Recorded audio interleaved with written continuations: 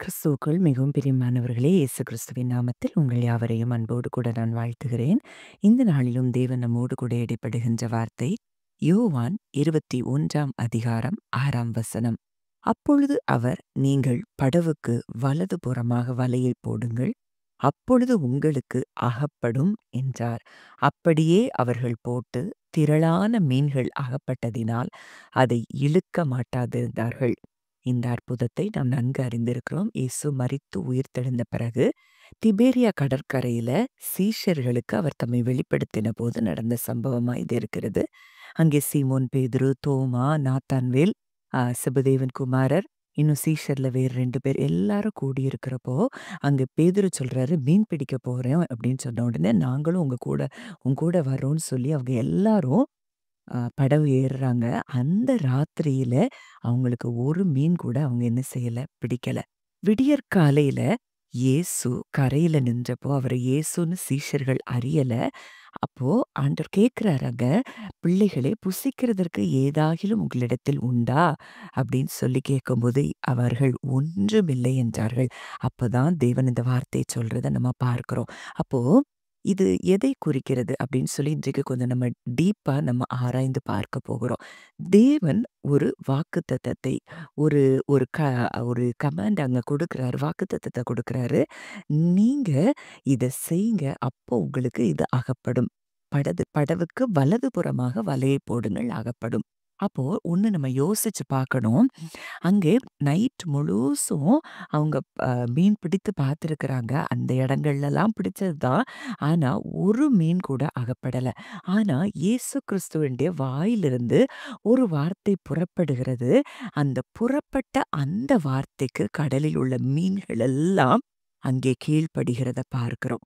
அப்போ இன்றைக்கு அவர் நமக்கு ஒரு வாக்குத்தத்தத்தை கொடுக்கிறார் என்றால், அந்த வாக்குத்தத்தம் நம் வாழ்க்கையில் நிறைவேறுகிறதற்கு அவர் எதற்கும் கட்டளை கொடுப்பார். அது எப்படியும் நடக்கும். எந்த சூழ்நிலைகளும் அந்த ப்ராமிஸ் நிறைவேறுவதற்கு அது சாதகமாக செயல்படும் என்பதை இந்த சம்பவத்தின் மூலம் நம்ம அறிந்து கொள்ளலாம். அப்போ இங்க 2 காரியங்கள் நடக்கிறது. முதல்ல சீஷர்கள் விசுவாசத்தோட அங்க வலைய போடுறாங்க. அவர் சொன்ன வார்த்தைக்கு கீழ்ப்படியிறாங்க. முதல்ல அந்த விசுவாசம் இருந்தா தான் நமக்கு கீழ்ப்படிதல் வரும். அப்போ இந்த விசுவாசம் நமக்கு எப்போ வரும் அப்படின்னு சொல்லி பார்க்கும்போது, அவருடைய அன்பையும், வல்லமையையும் நாம் அதிகமாய் அறிய ஆரம்பிக்கும்போது, விசுவாசம் நமக்குள் தானாக ஏற்படும் அப்படிங்கிறதுல சந்தேகமே இல்ல.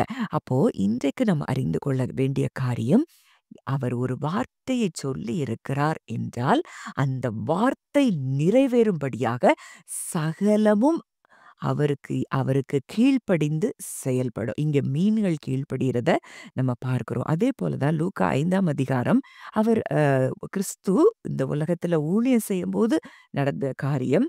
அங்க கடற்கரையில படகுகள பார்த்து மீன் பிடிக்கிறவர்கள் அதிலிருந்து இறங்கி வலைகள அலசிட்டு இருக்கிறாங்க. அப்ப அதுல ஏறி அவர் என்ன செய்றாரு, பிரசங்கம் பண்றாரு. அங்க போதகம் பண்ணி முடிச்ச பிறகு சீமோன பார்த்து சொல்றாரு, "ஆழத்திலே தள்ளி கொண்டு போய் மீன் பிடிக்கும்படி வலைகளை போடுங்கள்." அப்போ பேதுரு சொல்றாரு, "ஐயரே, நாங்க முழுவதும் பிரயாசப்பட்டோம், ஒன்றும் அகப்படல. ஆனால் உங்க வார்த்தையின்படி நாங்க வலைய போடுறோம்."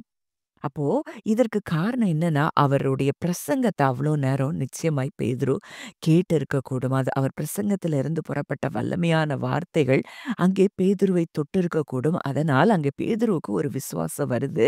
நாங்க முழுதும் பிரயாசப்பட்டோம். ஆனா, எங்களுக்கு ஒன்றும் கிடைக்கல. ஆனா, உங்க வார்த்தையின்படி அங்க போடுறோம்ன்னு சொல்றப்போ, வலை கிழிந்து போகத்தக்கதாக அவர்கள் என்ன செஞ்சாங்களாம், திரளான மீன்கள அங்கே பிடித்தார்கள் அப்படின்னு சொல்லி பார்க்கிறோம். அப்போ அங்க அவர் சொல்லிட்டாருன்னா, அங்க ஆழத்துல மீன்கள் எல்லாம் அங்க ரெடியா இருக்குது.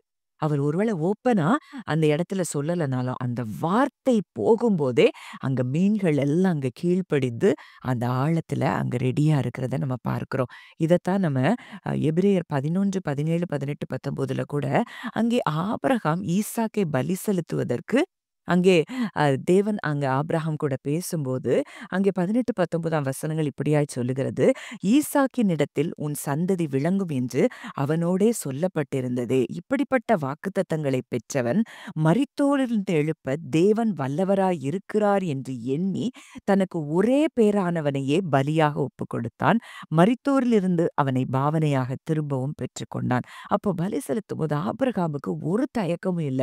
ஏன்னா 100 வயசுல எனக்கு பிள்ளையை கொடுத்தவர், ஈசாக்கினிடத்தில் உன் சந்ததி விளங்கும்னு சொன்னவர், உன் சந்ததி வானத்து நட்சத்திரங்களைப் போலவும் இருக்கும் அப்படின்னு சொன்னவர், அப்படிப்பட்ட வாக்குத்தத்தத்தை நான் பெற்றிருக்கிறபடினால, ஒருவேளை நான் பலி செலுத்தினா கூட என் மகனை அவர் உயிரோடு எழுப்ப வல்லவர் அப்படிங்கிறத ஆபிரகாம் அறிந்திருந்தார். அப்போ இன்றைக்கு நமக்கு வாக்குத்தத்தத்தை அவர் தந்திருக்கிறார் அப்படின்னா, இதுல நீங்க செய்ய வேண்டிய வேலை ஒன்றுமே இல்ல.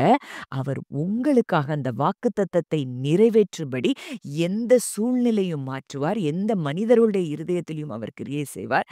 எந்த மீன்களுக்கு கட்டளையிட்டு மீன்கள் அங்கே கீழ்ப்படுகிறது அப்படிங்கிறதெல்லாம் நம்ம பார்க்கும்போது, இன்றைக்கு உங்க வாழ்க்கையில அவர் கொடுத்த அத்தனை வாக்குத்தத்தங்களும் நிறைவேறுவதற்கு ஏதுவான காரியங்களை அவர் செய்கிறார். அப்போ நம்ம செய்ய வேண்டியது ஒண்ணே ஒண்ணு, அவரை ஸ்தோத்தரித்து, அவரை துதித்து, நம்ம விசுவாசத்தில் வல்லவர்களானா போதும், நம்ம காரியங்கள் எல்லாம் தானாய் நடக்கும் அப்படிங்கிறதுல சந்தேகமே இல்ல.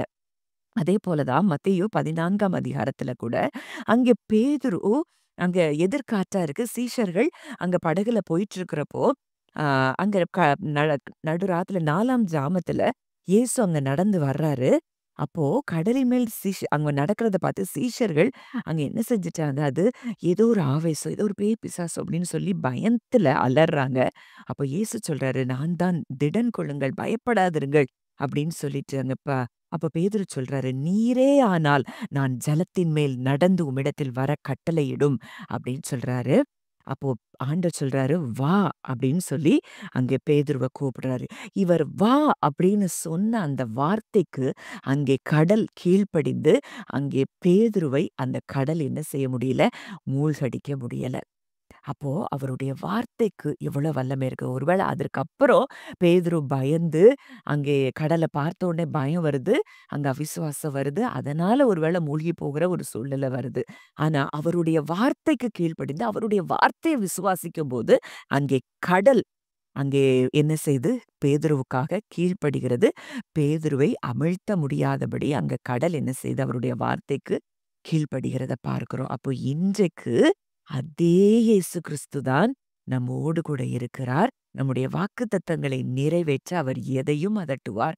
எதற்குள்ளும் அவர் கிரியை செய்வார் அப்படிங்கிறத நீங்க அறிந்து கொண்டீங்கன்னா, எதை குறித்தும் உங்களுக்கு பயம் இருக்காது. ஏன்னா கொலோசியர் 1:17 சொல்லுகிறது, அவர் எல்லாவற்றிற்கும் முந்தினவர், எல்லாம் அவருக்குள் நிலை நிற்கிறது. பரலோகத்தில் உள்ளவைகள், பூலோகத்தில் உள்ளவைகள், காணப்படுகிறவைகள், காணப்படாதவைகள், எல்லா வஸ்துக்கள், சிங்காசனங்கள், கர்த்தத்துவங்கள், அதிகாரங்கள் எல்லாம் அவரை கொண்டும் அவருக்கென்றும் சிருஷ்டிக்கப்பட்டிருக்கிறபடியினால, இன்றைக்கு அவர் ஒரு வாக்குத்தத்தத்தை நமக்கு கொடுத்தார் என்றால், அதை நிறைவேற்றி முடிக்க அவர் எதையும் செய்வார் அப்படிங்கிறத நம்ம அறிந்து கொள்ள வேண்டும். நீங்க அறிந்து கொண்டு இதை விசுவாசிக்கும்போது உங்க வாழ்க்கையில நீங்க இதற்காக பெரிய எந்த கஷ்டமும் பட வேண்டியதில்ல.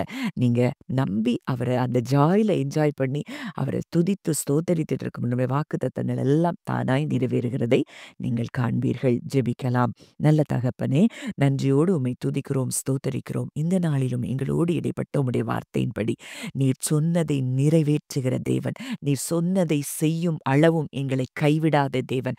உம்முடைய வாக்குத்தத்தங்கள் நிறைவேற்ற நீர் எதையும் செய்வீர், எப்படியும் செய்வீர்.